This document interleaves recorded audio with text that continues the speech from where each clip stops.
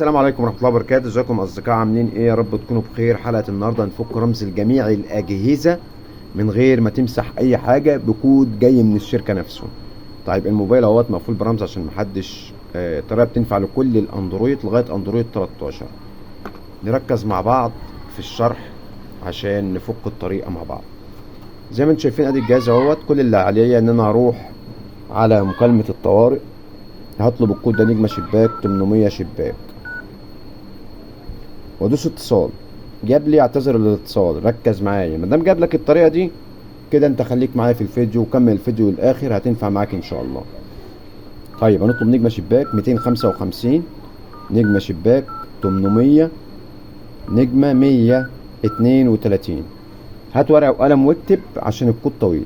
5 7 5 8 0 9 6 3 1 2 نجمة شباك 122 وهدوس شباك وادوس اتصال. جاب لي برضو ليس الايه، يعتذر الاتصال، ليس رقم مخصص للطوارئ. كده الطريقة هتنفع معاك. حط الكود بقى، بس قبل ما احط الكود انزل اشترك في القناة دلوقتي وفعل الجرس على الكل عشان يصلك كل جديد. وما تنساش تشترك في القناة. نأكد مع بعض تاني ان الجهاز لسه عليه الايه، الرمز اهوت. هنطلب بقى جهاز نجمة شباك. ركز معايا اهو.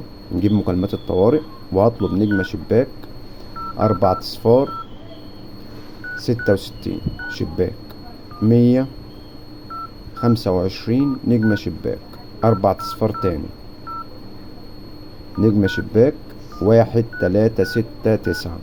ركز معايا في الشرح عشان الكود طويل، او هات ورقة وقلم واكتبه. ده اخر كود على فكرة.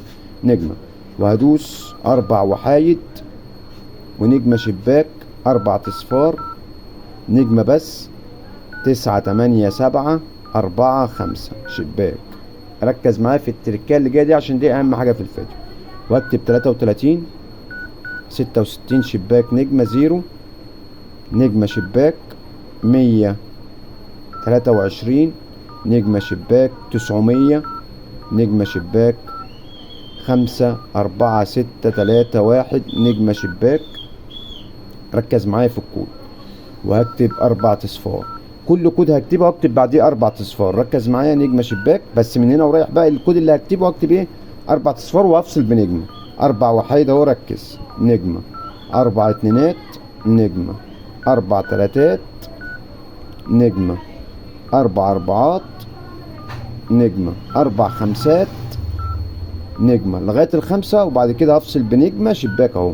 واكتب بقى 4 ستات برضو نجمة شباك 4 سبعات نجمة شباك 4 تمانيات نجمة شباك 4 تسعات 4 تسعات نجمة شباك، والآخر 4 اصفار. ركز بقى. نجمة شباك وهنكتب 1 2 3 4 5 نجمة شباك 5 اصفار نجمة شباك وهدوس اتصال. شايف جاب لي دي ازاي؟ ركز معايا وانا دايس كده لازم اقفل الجهاز اهو. هجيب اعادة التشغيل وركز معايا. مجرد ما يقفل هيفتح معانا والرمز اتشال.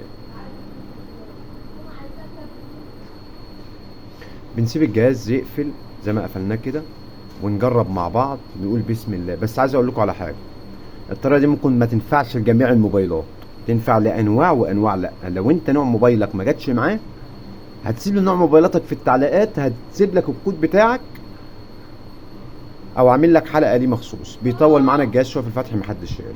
بيحذف الايه، الرمز بس. ده بيحذف رمز قفل الشاشه بس، انما لو انت عامل رمز خصوصيه هتلاقيه موجود زي ما هو.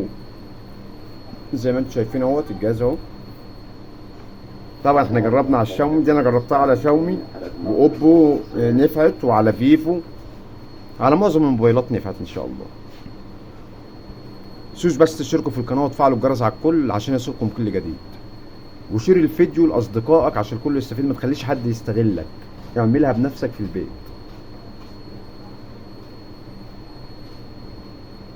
زي ما قلت لك الطريقه لو ما نفعتش معاك سيب لي رقم اسم موبايلك في التعليقات، وانا ان شاء الله اللي هكتب لك كوده في التعليقات. زي ما انتم شايفين فتح اهوت. اقول بسم الله الله اكبر، كده الطريقه نفعت اهي. بس بص بقى، ده رقم الخصوصيه هتلاقي لسه موجود زي ما هو. ليه كود تاني برضو، لو انت عامل كود خصوصيه هتلاقيه وعايز تفكه اهو. بس ده مش رمز الشاشه، احنا مالناش دعوه برمز الشاشه. بصوا اهو، نركز تاني. خلاص كده رمز الشاشه اتفك. لو انت عندك عامل كود خصوصيه هديك رمز يفكه برضو زي ما انتم شايفين اهوت. الجهاز اهوت الرمز اتشال خالص، وعلى فكره من غير ما نمسح اي حاجه من عليه.